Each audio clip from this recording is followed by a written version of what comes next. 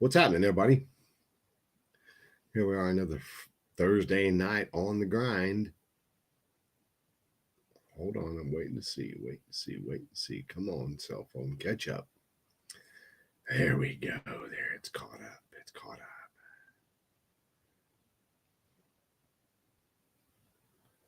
What the hell? Hold on, 2 seconds. There we go. Okay. So, 40 seconds in, I can finally start talking. Anyway, so let's get tonight's show. What's up, Uncle Bruno in the house? What's happening, Captain? So, first up, I would like to thank Hell's Speed Shop. Hellspeedshop.com has been supporting us for the last 3 or 4 years. Man, I love their stuff. They have got some cool stuff coming out. You got to get over to hellspeedshop.com and check out everything they've got. They actually have blankets now. I have one. I have one of their blankets. My granddaughter uses it. That blanket's big. It's warm. It's awesome. Flows right along with their flannel shirts that they have out there that are really, really cool. You've got to get over to hellspeedshop.com and browse through everything they've got. It's worth it. I'm telling you, you will love their stuff. Their flannels are in full effect for me right now. I wear them almost every single day. What's up, Mr. Cole? But you got to get over to hellspeedshop.com and order some stuff up. You can check them out on all the social media platforms, Facebook, Instagram, TikTok. They're everywhere. Go get over to hellspeedshop.com and get yourself something. Next up is our good friends over at Jade Affiliated, jadeaf.com. If you need custom wheels, that's the stuff. You got to get over to jadeaf.com and check them out. They're on all the social media platforms. What's up, Mr. Timothy Skates? But you need custom wheels, custom stuff, man. Jad is a killer at that stuff.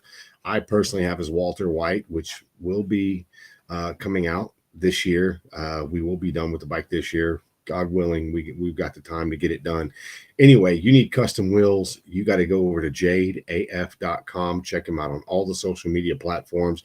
It's worth it. Go check out his wheels. He's amazing.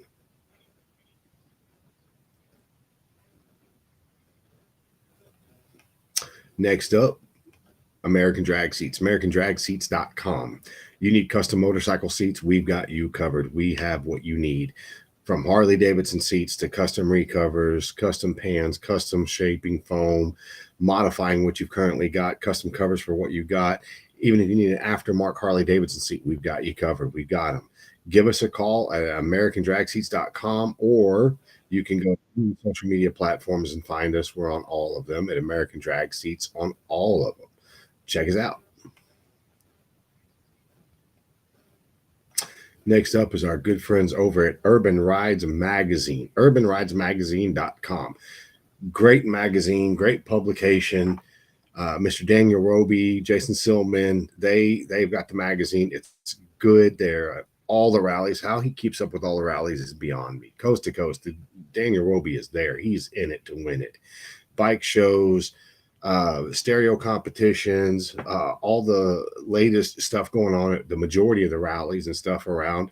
But don't forget, they're a kick-ass magazine also that does digital and they do hard copies. So go to urbanridesmagazine.com and get you a subscription.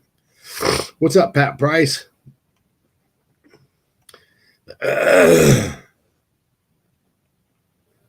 Next up, my good buddy Earl Hopkins at hopkins-design.com.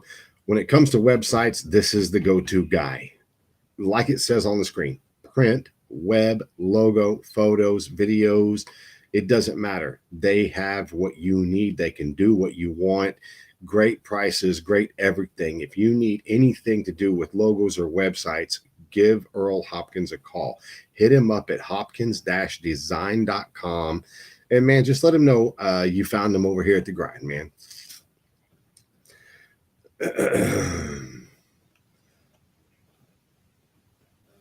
What Jason Dempsey have to say. What's up from the frozen North Iowa? Super stoked to come down for the show. Hell yeah, Jason, I appreciate that. What's up, Pedro, Russ Parks, Rich Cozy's in the house. Mr. Earl Hopkins is finally in the house. Anyway, let's get back to our last one here. Legacy Bike Works right here in Manville, Texas. Custom audio, custom builds, metal, fiberglass, wood. You need something built, we got you covered, man. We can build it. What's up, Jimmy? Legacy Bike Works right here in Manville, Texas, south side of Houston, man. You need custom work done, give us a holler. Check us out on Facebook and Instagram. We are the custom bike shop down south. We can do it. So what's up, everybody? So tonight, what's up, John? Glad to see you watching. So tonight's show is kind of funny because I love it. We're here at the beginning of the year. You know, we're almost, 2 months into 2025. New president's in office. Things are changing left and right. But the reason I have the topic on mind tonight that I want to talk about tonight, another 30-minute show, but it's going to be pretty cool. What's up, Mr. Tim? He said, dear Iowa, come get your weather from Texas. No shit, it's too cold. We don't dig this stuff. It's too cold. What I want to talk about tonight is I love seeing the posts at the beginning of the year where everybody's got their, their new things they're going to be doing, and they're making new plans, and they're going to run their businesses different, and they're going to they have the best intentions in the world to do all these things. But the one thing that I keep hearing is I'm no longer going to be installing customers' equipment. I'm no longer going to be installing customers' parts. If you don't buy your parts from me, I'm not going to work on your bike. If it's not quick and easy, I'm not going to do it. If you're not going to play by my rules, I'm not going to work on your bike. But the reality is, yes, you will. Okay. That's why the heading for tonight's show is called The Dance. Okay. The reason I call it The Dance is because we all have the best intentions at the beginning of the year, how we're going to change our businesses, how we're going to run them differently, how we're going to, stop getting ran over by customers, or customers are going to stop getting ran over by shops, and, as a customer and as a shop owner, I get it. You want to do what's best for you, what's best for your customers. I totally get it. But what makes me laugh is how hard people go. I ain't doing this no more. I ain't doing this no more. It ain't going to be this way no more.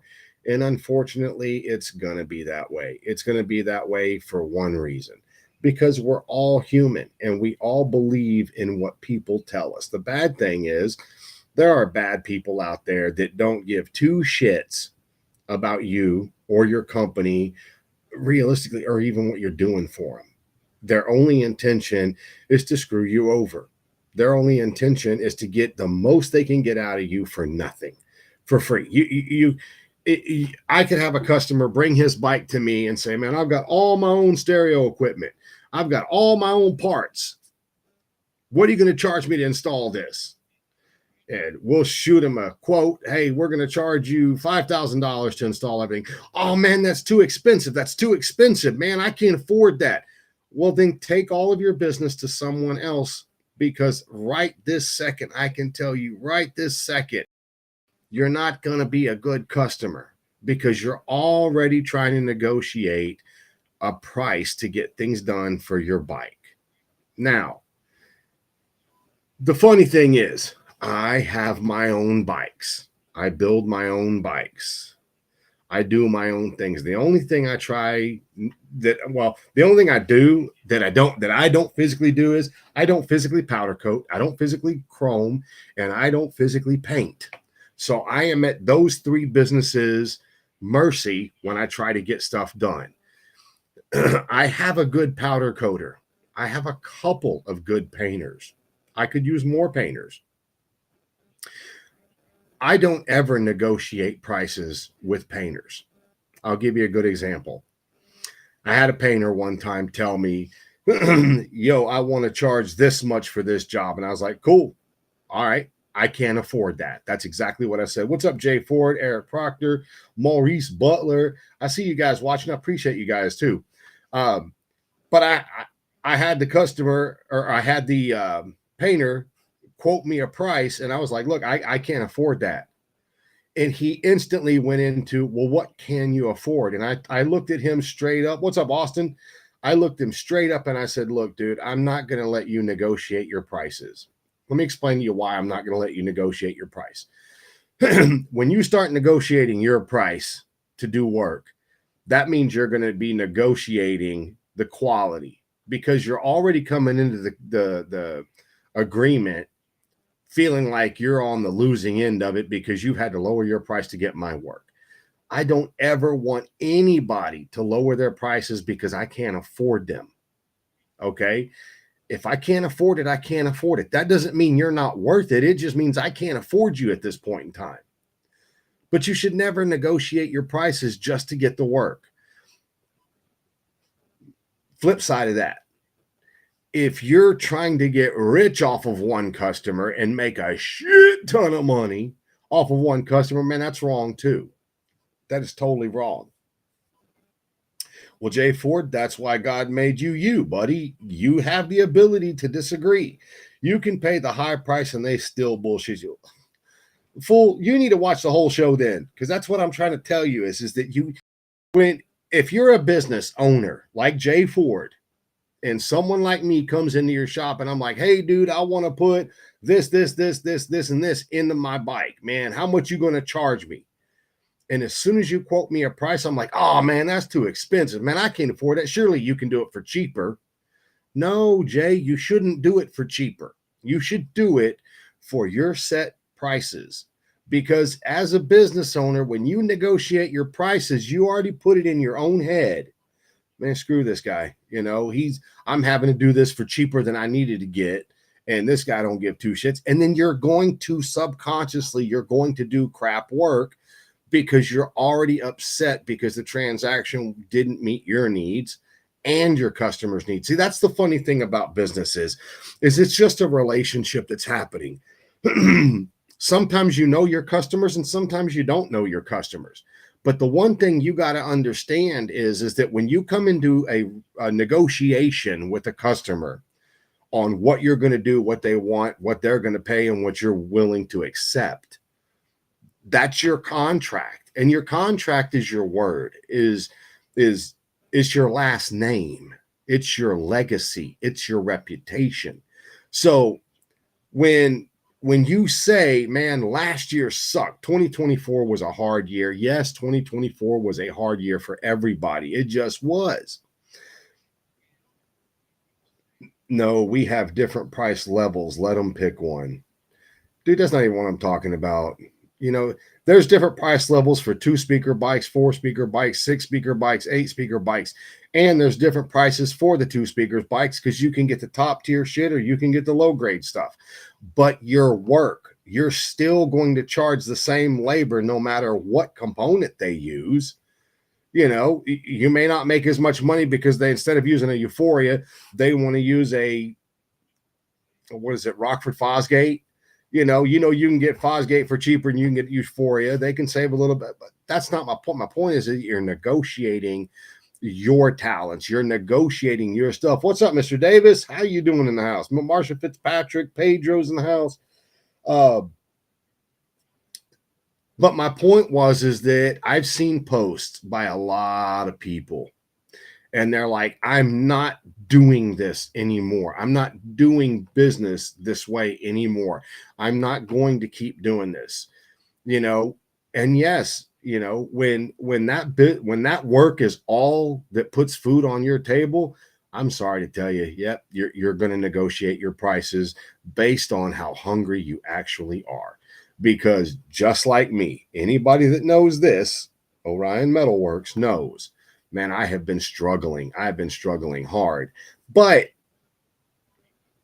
I'm still not going to negotiate my prices because I already know what my prices are good.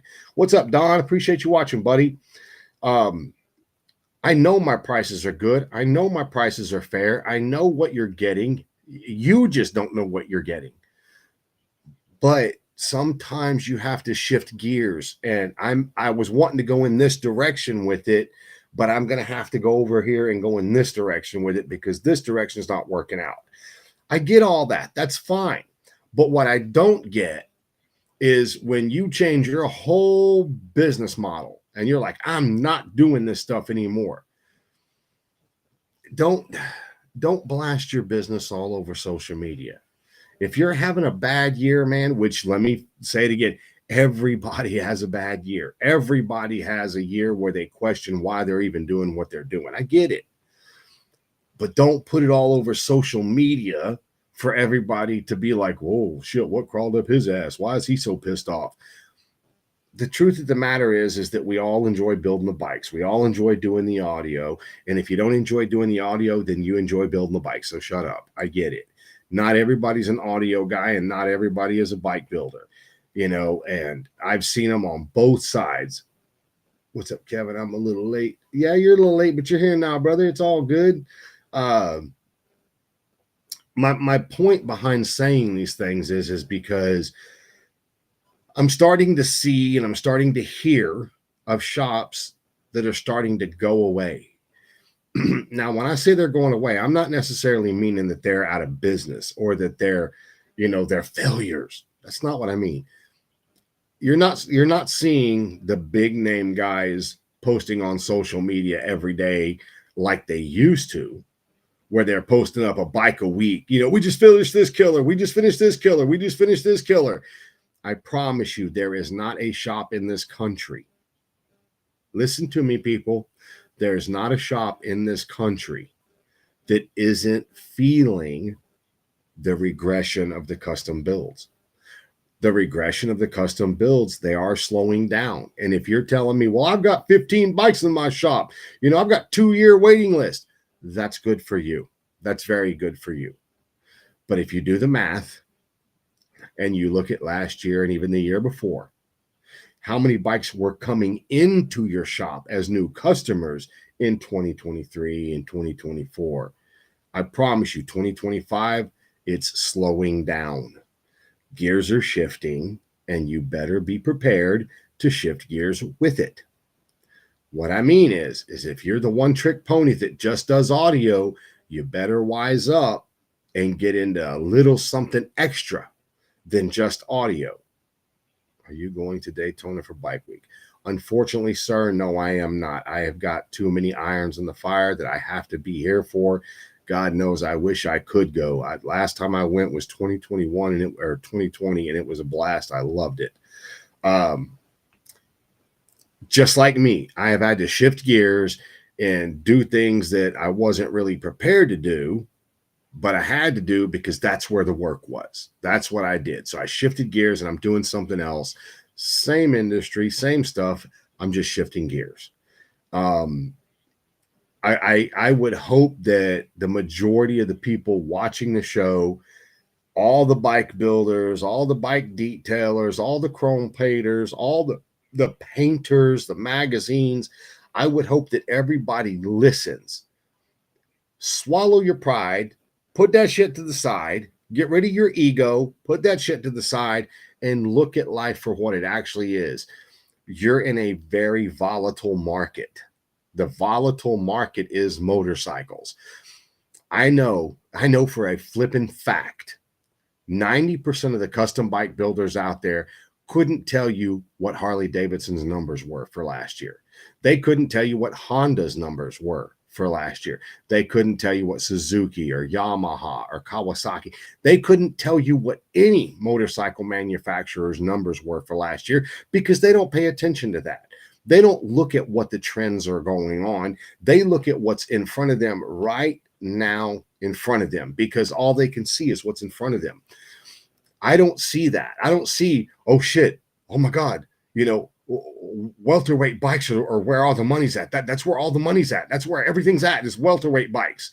4-speaker bikes are just that, I don't do that. What I look at is what were Harley's numbers for last year? How bad were their sales for last year?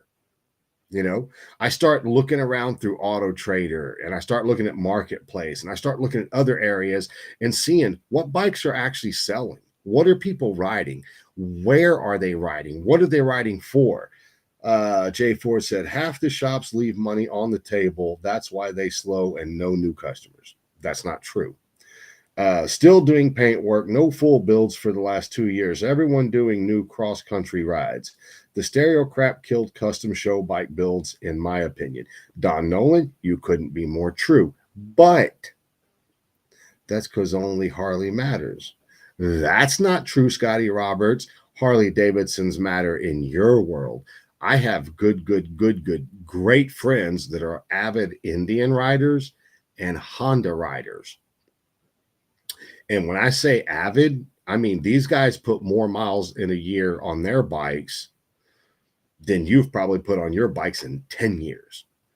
You know, and they're actual enthusiasts, motorcycle enthusiasts. They're not all about the let's see how many speakers we can throw on a bike and see how big of a front wheel we can put on it. No, these are guys that actually ride and put miles on their bikes and enjoy the ride and not the showing off portion of it. So I disagree with you, Scotty. But in our world, all I was saying is that if you focus in and hone all your skills into one group, dude, you're screwing yourself. I'm telling you, you are screwing yourself, because that one lane that you're sitting in, that lane ain't going to be there forever. It's just not. What's up, Lance? Lance Mara, my good buddy, Mr. Alec Austin. Man, I've known Alec Austin since that boy was 5 years old. What are you doing, buddy? But back to the bikes. I disagree. I have more brand new bikes in the shop being built than I ever have. I didn't say you didn't have more bikes. I said, I promise you that your numbers, if you looked back over the years, now it's not every shop. I didn't say 100% of the shops. I said the majority of them.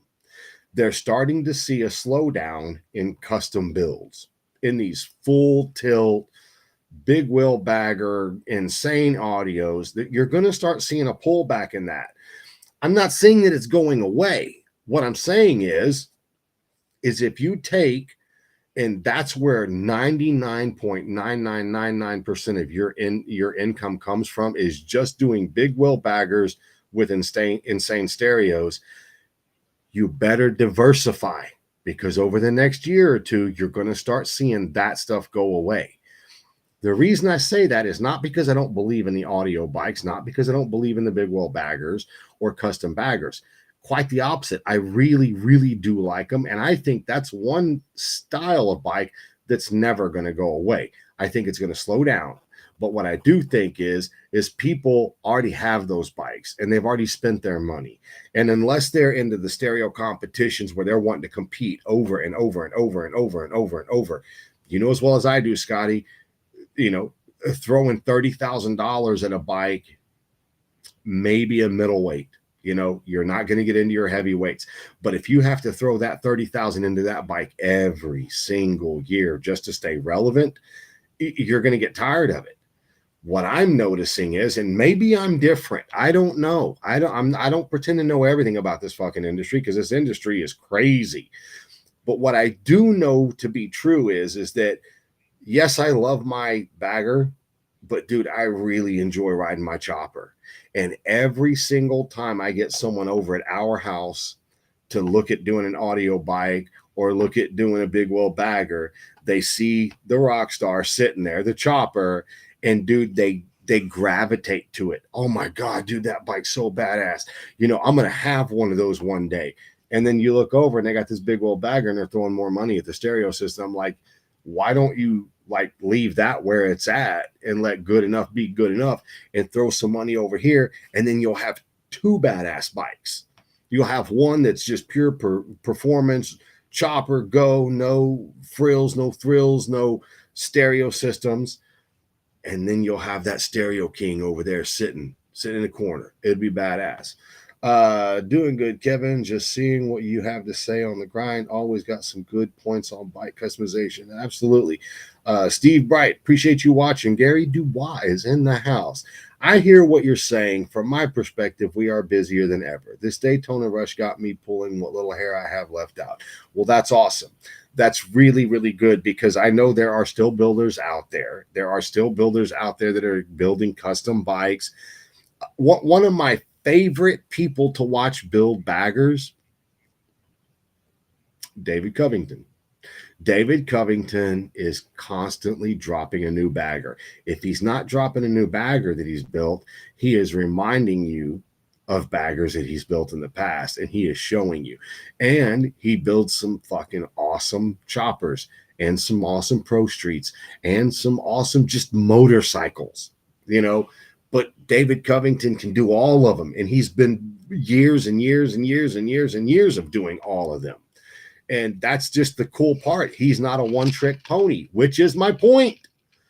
Don't be a one-trick pony. None of y'all be a one-trick pony. You're all better than that. When we going to get back to discussing the All Texas build-off? You want to get back to discussing it? Hold on.